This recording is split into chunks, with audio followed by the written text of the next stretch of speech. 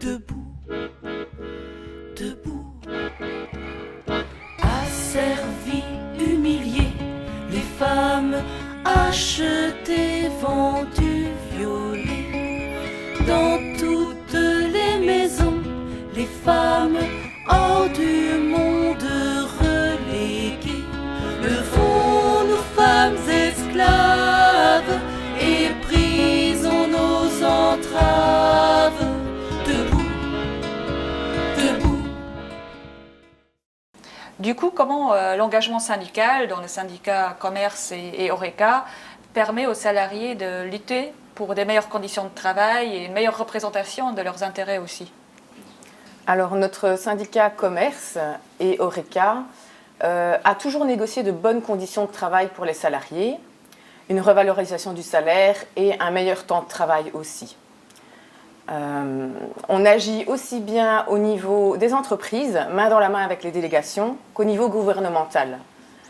On souhaite porter nos revendications afin que les femmes ne soient plus ou pas pénalisées. Nous voulons pour les femmes plus de temps, plus d'argent et plus de respect. Et nous pensons aussi qu'il est urgent de revaloriser ces métiers.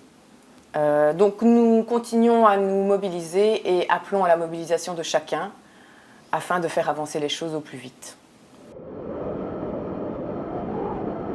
Quelle est en général la situation sociale et économique des femmes dans les secteurs du commerce et de l'Horeca?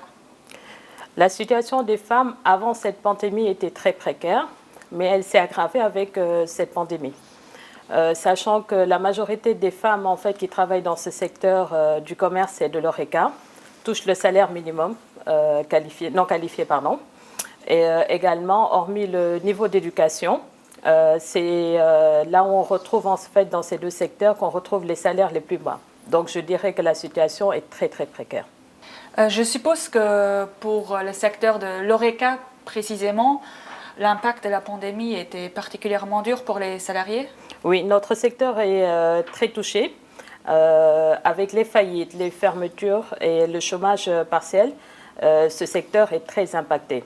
Et le marché de l'emploi, hélas, en fait, aussi ne propose pas beaucoup d'emplois en fait, aux chômeurs, mais également concernant en fait, les salariés de ce secteur, la majeure partie touche le chômage partiel à 80%. Déjà, ils avaient les salaires très très bas et là, ils se retrouvent à 80% de leur salaire. Sachant que également les salariés qui travaillent dans ce secteur, le secteur de l'Horeca, ont perdu un tiers en fait, de leur pouvoir, de leur revenu, ce qui correspond en fait au pourboire qu'ils avaient en plus de leur salaire.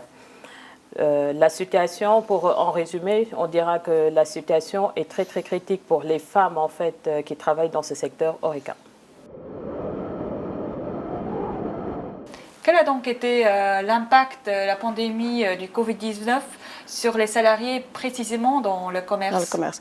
Bon, il faut savoir que les femmes sont majoritairement représentées dans le commerce. C'est elles qui sont en première ligne face au Covid-19 et aussi à l'économie.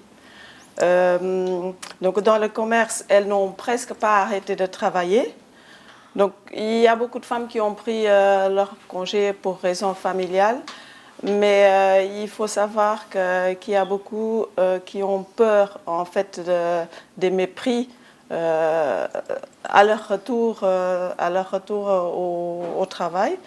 Donc malgré tout ça, même s'il y a des mesures de sécurité qui ont été mises en place, elles ont quand même été toujours là et à prendre en fait tous ces risques.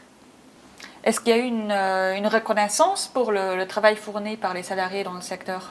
Oui, il y a beaucoup d'entreprises qui ont mis en place une prime pour remercier leur personnel de leur présence et de leurs risques qu'ils ont pris. Malheureusement, il y a beaucoup d'entreprises qui n'ont pas respecté en fait, cette prime qu'ils ont promis.